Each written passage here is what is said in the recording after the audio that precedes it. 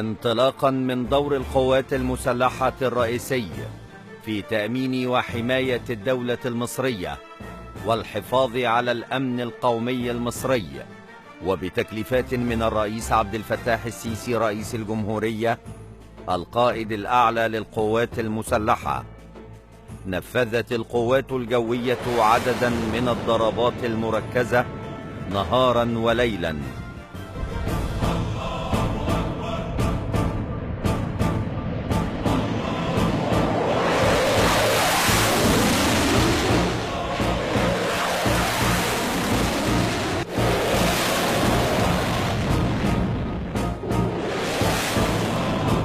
استهدفت عددا من تجمعات العناصر الإرهابية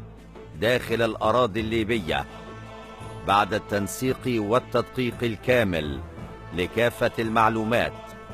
شاركت فيها تشكيلات من المقاتلات متعددة المهام، وأسفرت الضربة عن تدمير كامل للأهداف المخططة، والتي شملت مناطق تمركز وتدريب العناصر الإرهابية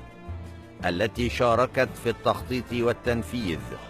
للحادث الإرهابي الغادر الذي استهدف عددا من المواطنين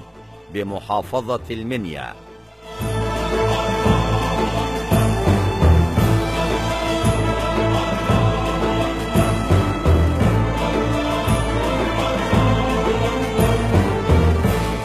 وقد عادت نسور قواتنا الجوية إلى أرض الوطن بعد تنفيذ مهامها بنجاح، فيما تواصل القوات المسلحة مهامها للرد بكل قوة لحماية السيادة المصرية وردع أي محاولة للمساس بعزة وكرامة شعب مصر العظيم.